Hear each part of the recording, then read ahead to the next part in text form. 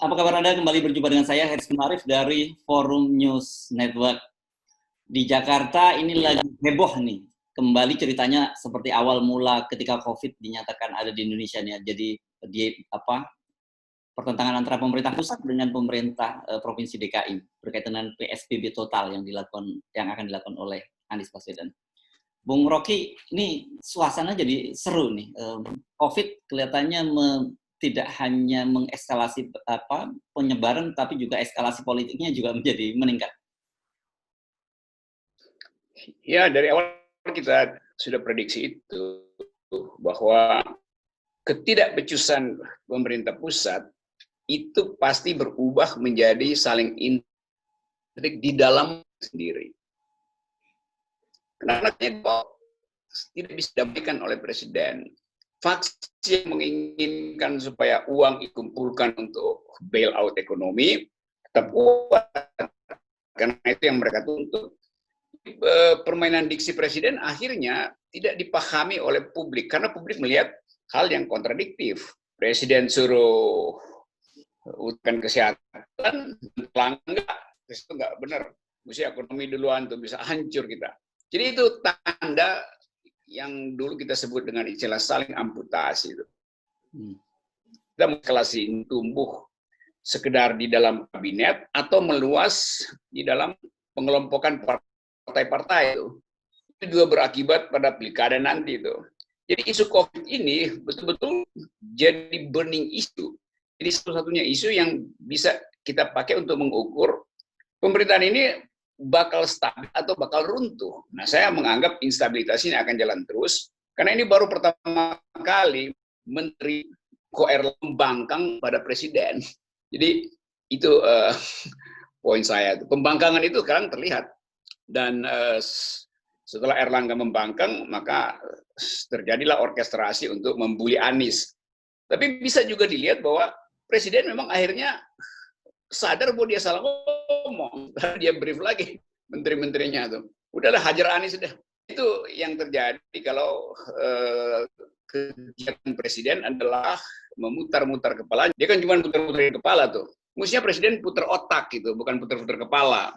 Itu akibatnya kegiatan politik putar kepala, putar-putar kepala. Oke, jadi kalau lihat nada-nadanya, langkah Anies ini bakal seperti waktu yang lalu ketika dia mengusulkan lockdown, kemudian dimodifikasi menjadi PSBB, dan sekarang kalau kelihatannya dia bicara soal PSBB total, ada yang menyebutnya sebagai PSBB mikro, dan gitu. Jadi sebenarnya hanya diubah-ubah saja kalimatnya, tetapi kebijakan yang tidak jelas jadi. Anies akhirnya harus putuskan dia mau melawan kebijakan pemerintah dengan konsekuensi dikucilkan atau dikepung, atau dia mau pergi pada akal sehat publik. Kan akal sehat publik justru minta Anies kasih ketegasan gitu. Nah, kalau misalnya kita lihat secara hati-hati, Istana akhirnya menganggap bahwa Anies adalah penyebab dari kegagalan ekonomi, karena IHSG langsung -5 sehingga sempat disuspend itu. Jadi akhirnya orang bikin analisis. Kalau Anies tidak dipercaya oleh Istana, nggak ada soal. Silahkan kepung Anies. Masalahnya, rakyat tidak percaya pada Istana. Kan ini soalnya tuh. Jadi Istana itu kalau dia mau lakukan pengepungan, dia mesti yakinkan rakyat percaya pada Istana. Kalau presiden tidak percaya pada Anies, ya orang tidak percaya pada presiden. Jadi orang akhirnya percaya pada Anies. Nah, pikiran itu yang tidak ada di dalam perenungan kabinet. Jadi kabinet sebetulnya dibuat panik sendiri oleh kekacauan informasi yang diberikan oleh presiden. Nah, mestinya Menteri Erlangga itu bersama-sama Presiden Jokowi bikin konferensi pers. Sehingga publik tahu bahwa mereka ternyata satu, yaitu tidak suka pada Anies. Kan yang dikesankan presiden justru pro Anies tuh. Atau Anies membaca bahwa presiden pro dia, maka Anies ambil langkah yang drastis, yaitu PSBB total. Yang sebetulnya artinya ya lockdown. Cuman kan kalau disebut lockdown, nanti pemerintah kehilangan muka. Dari dulu presiden udah pamerkan, Menteri Luhut, semua kabinet pamerkan, wah karena kita nggak lockdown, maka ekonomi bertumbuh. Tiba-tiba, tanda pertumbuhan ekonomi itu dihentikan oleh IHSG yang merosot ya, lebih dari 5%. Lalu yang disalahkan adalah Anies. Padahal sebetulnya IHSG itu kan agregat dari seluruh persepsi pasar, persepsi politik, persepsi ekonomi dengan sendirinya, persepsi legitimasi. Jadi nggak mungkin menyalahkan Anies yang menyebabkan IHSG turun. Mungkin player luar negeri justru melihat itu kok tetap pemerintah ingin bikin dewan moneter. Itu berarti nggak ada lagi rasionalitas dalam investasi, dia kabur. Jadi ini ngaco-nya nih Erlangga yang ini udah ada 2 Erlangga nih yang dalam minggu ini menimbulkan persoalan dalam cara berpikir.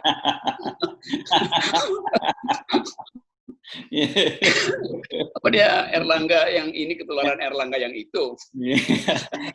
Jangan dibawa Erlangga keseluruhan dong. Akhirnya kan orang berpikir ini satu jenis air apa? Kenapa nggak bisa utuh melihat soal kita? Kalau Pak Erlangga yang ini diam sedikit aja, terus kumpulin 2-3 orang ekonom yang mengerti tentang itu, tentu saja Erlangga juga mengerti, tapi dia tergoda untuk menghukum Anies. Itu kan ngaco-nya tuh. Kalau ada semacam, ya itu pentingnya influencer yang pakai otak sebetulnya. Kirim aja influencer ke talk show, terangkan hubungan antara IHSG dan PSBB, kan itu yang mesti diterangkan. Bukan Aniesnya tuh. Itu kekacauan. Kalau kita terusin logikanya, kenapa IHSG menurun? Ya karena Anies PSBB. Kenapa Anies PSBB? Karena pemerintah tidak mampu menjamin bahwa perekonomian Jakarta itu bisa self-sustain. Kan sama aja logikanya tuh. Jadi ya karena menteri koordinator nggak bisa memastikan bahwa ekonomi akan tumbuh dalam keadaan COVID. Kan kalau Erlangga bilang, saya jamin ekonomi akan tumbuh kendati ada COVID. Ya IHSG nggak akan anjlok. Tapi investor nggak dapat poin itu. Investor dapat adalah kecemasan. Jadi yang kita duga dulu udah pasti terjadi. Pasti mulai ada cekcok antara Sri Mulyani dan Menteri Erlangga, mulai ada cekcok antara KSP dengan juru bicara presiden. Ini soal yang mau diulas dari sudut pandang manapun. Intinya satu, presiden tidak mampu untuk menggerakkan akal pikirannya. Beliau hanya mampu menggerakkan kepalanya ke kiri dan ke kanan. Kenapa dia ke kiri ke kanan? Buat lihat sinyal. Jadi presiden lirik kiri kanan, buat tahu siapa yang dukung saya. Dia nggak ngerti bahwa mendukung itu sudah kehilangan, udah old fashion sekarang. Orang berhitung jernih, kita mau sehat atau kita mau bertumbuh secara ekonomi. Cuman itu pilihannya. Ya. Kalau kita lihat, sebenarnya kita gampang membaca nih, kemana arah buzzer bertiup, ke situlah kira-kira kebijakan presiden mengarah, gitu kira-kira. Karena sekarang ramai sekali nih yang membuli Anies gitu, dan bahkan ada wacana untuk mem-PLT-kan Anies gitu. Ada yang meminta Anies supaya di-PLT-kan gara-gara melakukan langkah ini membangkang pada pemerintah pusat. Jadi saya sih arahnya melihat begitu, Bung Rocky. Ya Anies itu bisa di-PLT-kan kalau orang percaya bahwa kabinet itu baik sungguh-sungguh.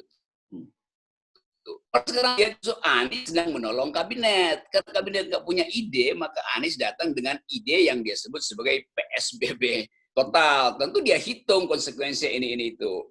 Tapi karena Anies yang ambil inisiatif, maka politik berubah lagi tuh. Yaitu memojokkan Anies. Ini orang ada inisiatif. Lain kalau pemerintah punya inisiatif. Kalau ditanya misalnya, apa inisiatif presiden? Nggak ada. Presiden cuma bilang ekonomi, jangan mengganggu kesehatan. Ya udah, Anies terjemahkan itu dengan PSBB total. Erlangga datang dengan pikiran sebaliknya. Kan dua-duanya pikiran istana tuh. Jadi dengan mudah kita lihat, loh pikiran Erlangga berarti bukan pikiran presiden. Padahal presiden bilang, pikiran kabinet adalah pikiran presiden. Tidak ada visi menteri, yang ada visi presiden, begitu ya kira-kira dulu waktu awal. Ya itu. Nah, ya tidak ada pikiran kabinet, pikiran menteri, ada pikiran presiden. Sekarang orang lain dua-duanya nggak ada pikiran dong. Oke, yang ini yang lebih saya kira semakin telanjang apa kacaunya koordinasi ini karena juru bicara COVID, Profesor Wiku kan sudah nyatakan bahwa 7 rumah sakit di Jakarta yang menjadi rujukan sudah penuh kapasitas tempat tidurnya. Kemudian beberapa tempat lain juga sudah hampir penuh juga. Jadi ini kan sebenarnya situasinya sangat emergensi dan wajar kalau Anies memang rem darurat gitu ya. Yes. Jadi seharusnya Anies cuman pakai data itu kan, data bahwa penuh, itu artinya darurat. Karena itu tarik rem darurat tuh. Ini Menteri Ekonomi bilang, ya enggak, bisa kita tambahin lagi kok bednya. Yo itu artinya bersiap-siap untuk nambah kasus kan. Nanti hotel bintang 2 kita siapin. Iya, itu artinya dia tahu bahwa akan ada ledakan, karena itu dia siap-siap. Padahal Anies Baswedan sebagai gubernur, dia udah tarik rem tangan, rem darurat dia tarik. Sementara Menko Erlangga masih mau bikin bengkel, itu udah terlambat. Ini emang. Ya, kalau lihat situasinya begini, usulan Anda kemarin nggak mungkin terjadi dong, Bung Rocky, meminta agar Anies diangkat sebagai Menteri Urusan COVID. Boro-boro Menteri Urusan COVID bisa kelang kabut semua kalau Anies yang diangkat sementara, walaupun hanya 3 bulan lah usulan Anda. Saya memang usulkan supaya Presiden pakai hak diskresi untuk angkat Anies sebagai Menteri Penanganan COVID 3 bulan ini. Tapi kenyataannya mungkin nggak akan berhasil. Kan itu saya tetap usulkan supaya rakyat yang mengangkat Anies jadi Menteri Penanganan COVID. Nggak perlu lagi Presiden yang angkat. Bikin petisi udah pasti Anies akan tetap dalam pikiran itu. Karena itu pertaruhan dia tuh. Sebagai orang yang juga ingin dapat popularitas untuk masuk dalam persaingan 2024. Saya kira Anies akan jalan terus. Ini lepas dari soal evaluasi saya buruk apa nggak buruk, tapi Anies juga berpikir begitu. Jadi tambahan energi justru ada Anies. Anies mengaku, oke, silahkan pemerintah halangi saya, tapi saya tahu Mama akan dukung saya. Itu gila lagi itu. Gimana Erlangga mau hadapi WA Mama itu? Digoreng dia tuh. Itu konyolnya public relation yang dasarnya adalah kebencian pada Anies. Bukan mengevaluasi proposal Anies, tapi didahului dengan kebencian. Saya selalu katakan, Anies punya problem di dalam politik Jakarta tuh, yang bisa kita ulas, kita kritik, tapi dalam forum yang lain. Tapi dalam urusan COVID, Anies yang paling sempurna proposalnya tuh dibandingannya dengan yang lain. Jadi kira-kira sarannya biarkan para menteri menggonggong, para menteri dan booster menggonggong, Anies harus jalan terus. Saya kira para menteri nggak akan menggonggong, karena yang dia akan digigit oleh mak-mak tuh. Berani menggonggong. Ada harimau di grup mak-mak. Oke. Terima kasih, Bung Rocky.